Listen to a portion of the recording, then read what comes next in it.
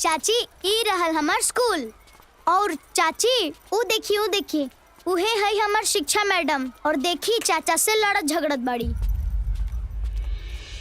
अरे शिक्षा हम आवे वाला रहे, लेकिन कुछ काम। ई कौनो बात भइल का? अरे हमार बात तो सुना। हमके तो हर कौनो बात नहीं के सुने के, जा यहाँ से।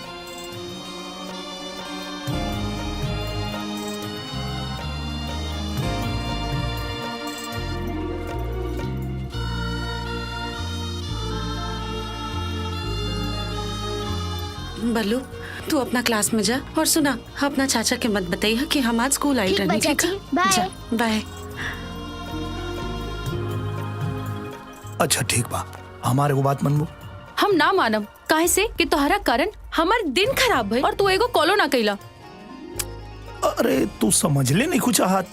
का समझावल चाहत रहा तू हमके? एगो पे एगो कहानी सुनाल जात रहा।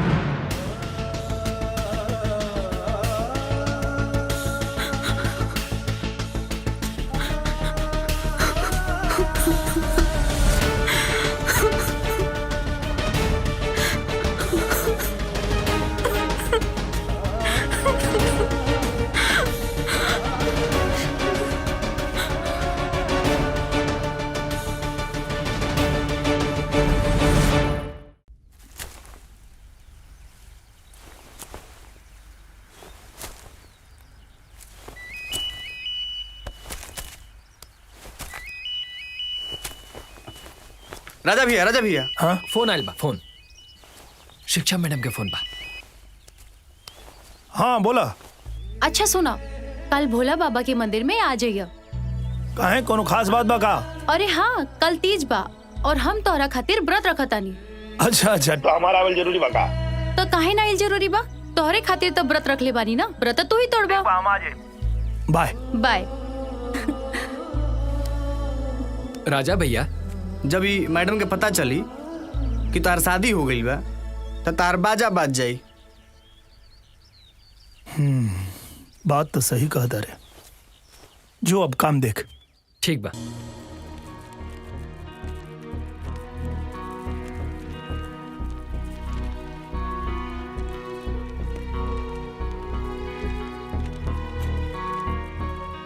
BANANA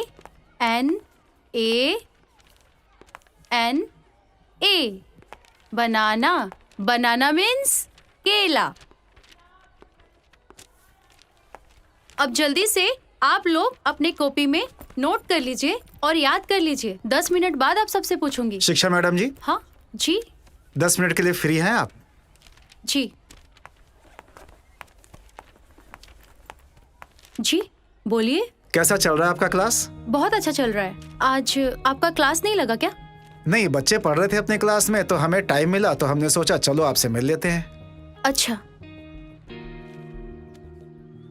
चलिए आइए बाहर बैठ के बात करते हैं।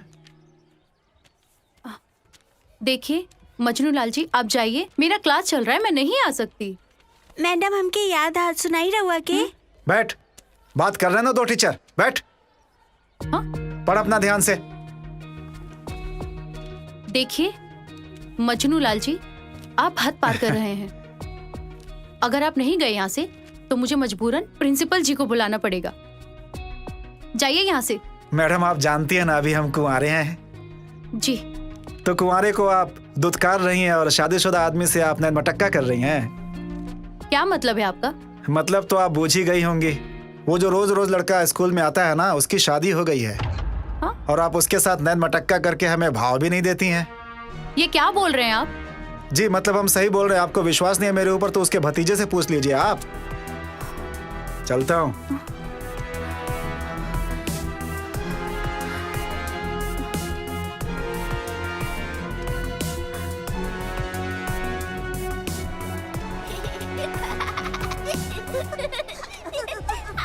कीप क्वाइट, चुप हो जाओ तुम लोग।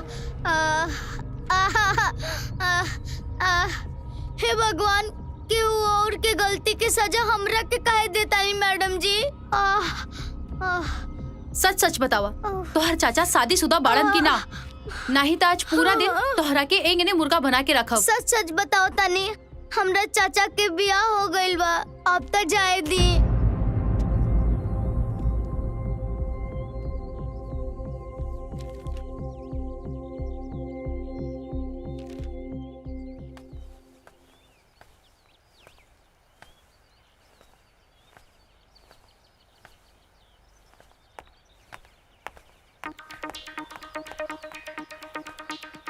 अरे आ गेलू, कहाँ रह गेलू है? और ये बैठ क्रिकेट खेल के बगा। अरे रुको, अरे तो के बताओ तो नहीं अबे, अरे जान से भाई? मार दे तो के। रुको, अरे बतावा तो का भइल? तू हमार नहीं का हो सकत तो तोरा के और के बिना के दे, जान से मार दे तो के। अरे बाप रे, अरे हम मर जाए तो तू विधवा हो जेबू। विधवा तो चुड़ैल होई, हम ना।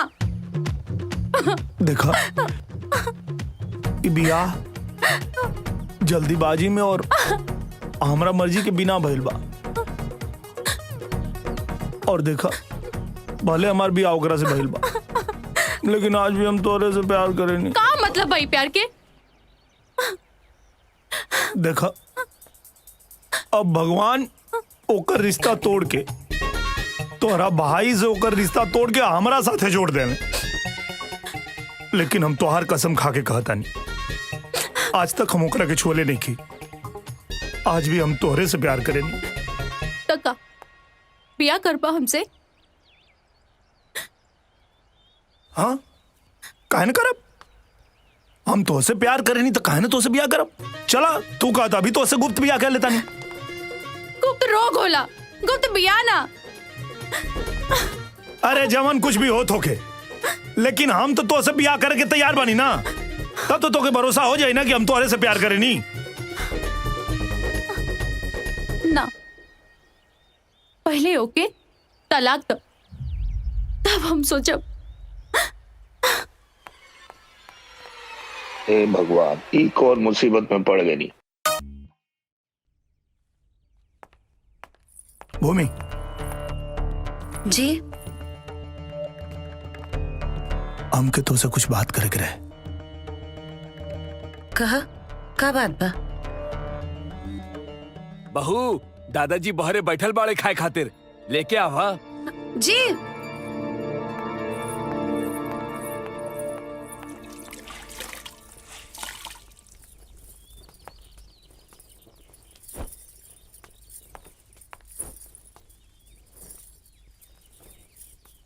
भूमि जी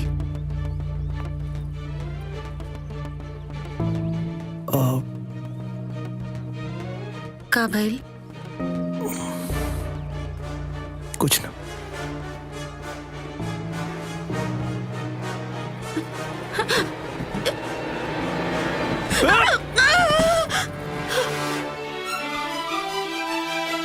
मैं तो दीवानी दीवानी दीवानी रे, मैं तो दीवानी अपने पिया राजा की। मैं तो दीवानी हम कई दिन से देख रहल बानी, तू हमरा से कुछ कहल चाहता रह, पर कह नहीं के पावत।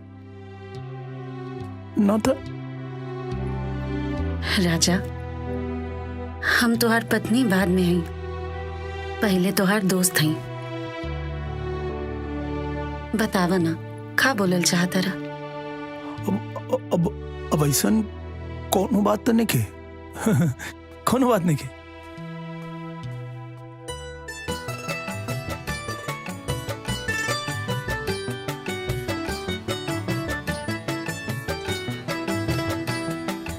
ली चाय। हाँ रख दो।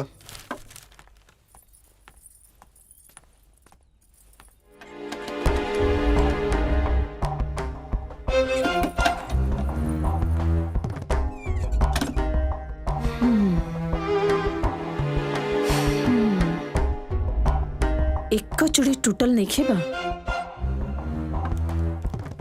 का भइल?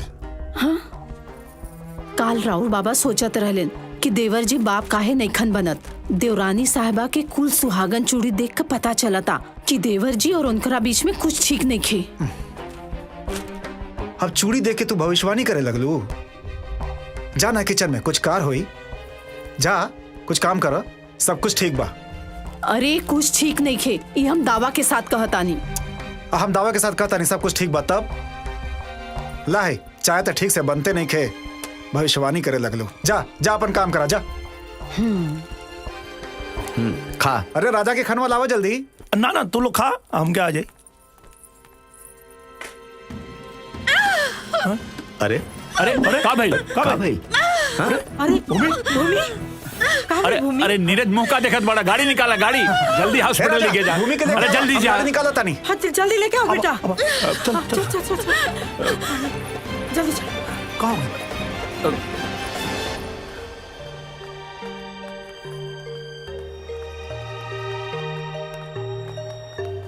डॉक्टर साहब सब ठीक तो बा? का भइल भूमि के? पेट में दर्द था, अब ठीक है, मैंने दवा दे दी है। अच्छा ये सारी रिपोर्ट्स मैंने निकलवा ली है। रिपोर्ट्स के अनुसार पता चला है कि आपकी पत्नी कभी मां नहीं बन सकती।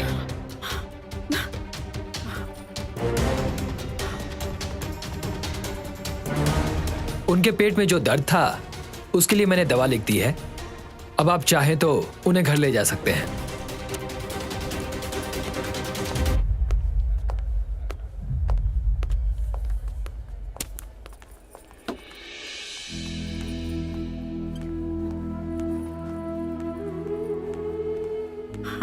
ना बेटा तू आराम करा। ना माँ जी, अब हम एकदम ठीक बानी, कोनो दिक्कत नहीं है।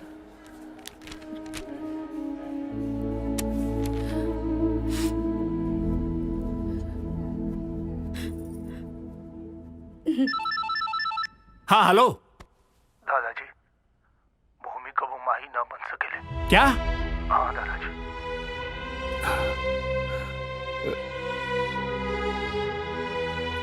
अब कुछ आराम बाना बेटा,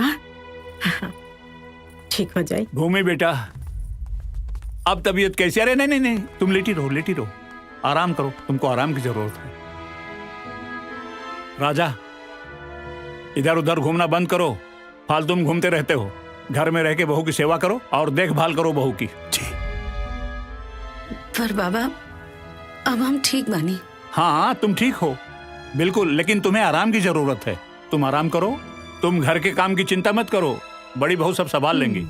वैसे भी आज तक सारा काम हम ही संभालत रहनी और आगे भी संभाल ले। इनकरा के थोड़ी ना कुछ भइल बा, बस लड़की नहीं पैदा कर सकत, बाकी सब तो ठीक ही बा। ए बड़ी बहू, तुम्हारी जुबान ऐसे बहुत चलती है, जाओ यहाँ से, जाओ, संभाल लेंगी। बाबूजी बड़की दुल्हन तो ठीक है ना कहताड़ी?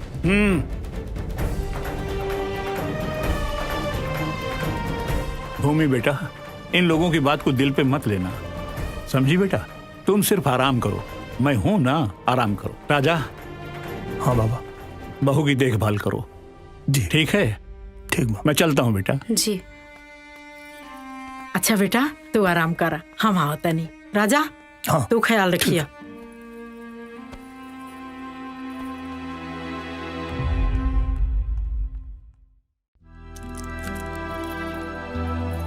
बस आखिरी गोली बा, खा ला।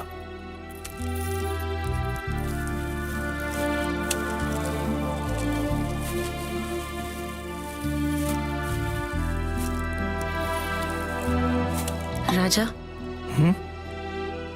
कबले ऐसे ही हमार बोझ ढोबा।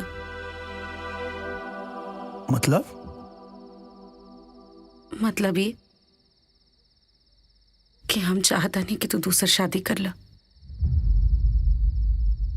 का बोला तारो? हम एकदम ठीक है कहता नहीं, तनी सोच के देखा, आज तो सब कुछ ठीक बा, पर समय के साथ जैसे हमनी के उम्र ढली और हमनी के पास लड़का बच्चा ना रही है, तो बुढ़ापा में हमनी के सहारा क्या बनी?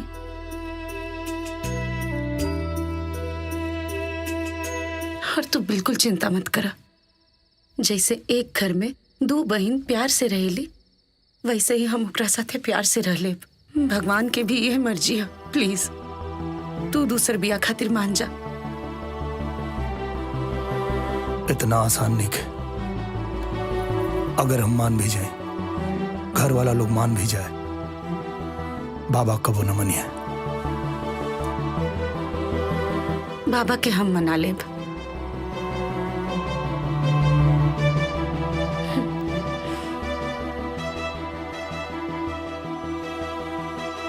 पागल हो गए तुम दोनों, पागल हो गए हो।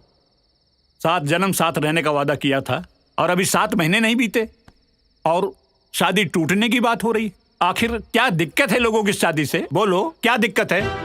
भूमि माई नहीं खे बन सकत और रउआ कहतानी कि कौनो दिक्कत नहीं खे। बहू,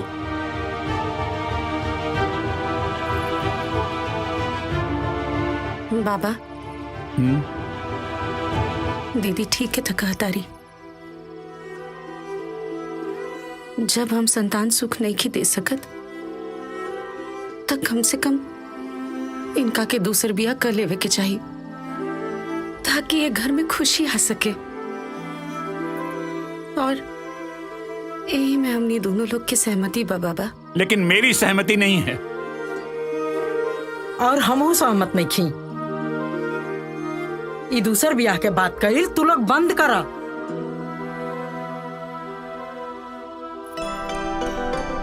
बाबूजी यही से न कहत रही कि शादी ब्याह के मामला बा तनी सोच समझ के करी, लेकिन रउआ का ये का भइल? शादी ब्याह टूटे के कगार पर आ गइल बा। तुम चुप रहो, एकदम चुप।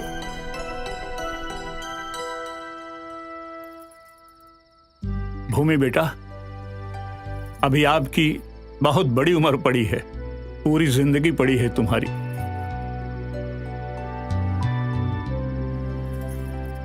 बेटा, मैंने राम नारायण जी से वादा किया था कि आपकी पोती को हमारे घर में कोई कष्ट नहीं होगा, कोई तकलीफ नहीं होगी। लेकिन बेटा, इतना बड़ा फैसला लेने से पहले एक बार राम नारायण जी से बात करना बहुत जरूरी है, और मैं उनसे बात करूंगा। हाँ,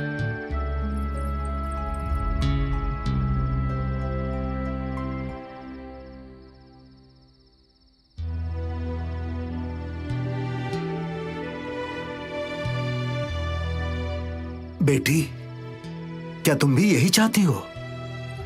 हाँ बाबा। बेटिया, हमके तो लगा था तू ही कोनो मजबूरी में फैसला लेता हो। ना पापा, कोनो मजबूरी नहीं थे, बल्कि हम तो खुद इनका के दूसर बिया करे खातिर कहनी है। देख लिया ना राम नारायण, देख लिया ना आपने। अरे मैं समझा समझा के थक गया हूं इन लोगों को, लेकिन ये लोग फैसला ले चुके हैं। चाचा जी, अगर कोनो दूसर बिया हुई तो हमार बिटिया रही कहाँ? नैहरे में? और समाज का कही? ना पापा, हम कहीं ना जाइब, हमारी ये घर है। और रउए तो कहले रहनी कि हमनी के संस्कृति में दान करे के परंपरा है, और एक बार दान दिहला के बाद वापस ना लिहल जाला। कन्यादान के रूप में आप हमार दान कर चुकल बानी। और माई कहत रहली कि नैहर से डोली उठेले और ससुराल से अर्थी, यही से हम अपना ससुराल में ही रहब। और बाबा, हम ये फैसला अपना खुशी से ले ले बानी, यही से हम चाहता नहीं कि हमनी लोग के खुशी के खातिर आप लोग भी अपन सहमति दे दें।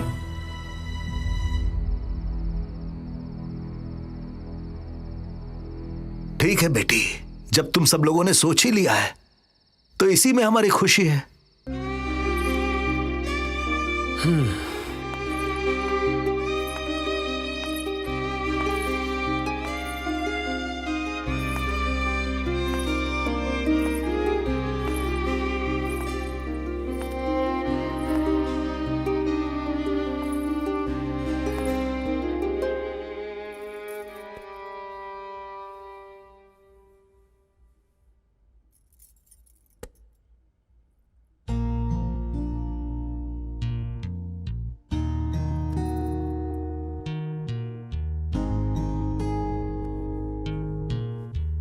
भूमि बेटा।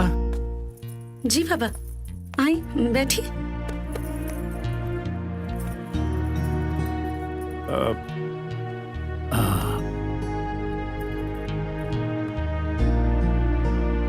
बैठो बेटा, बैठो। भूमि बेटा, इतना बड़ा फैसला लेने के बाद ये पूछना कि तुम खुश हो या दुखी, इसका कोई मतलब नहीं है, कोई कारण ही नहीं है पूछने का। अब तुम खुश हो, मुझे इस बात को सुनिश्चित करना था, बस। बेटा, राजा की शादी कहां और किस लड़की से होगी इसका फैसला तुम करोगी। ये जिम्मेदारी मैं तुमको दे रहा हूं।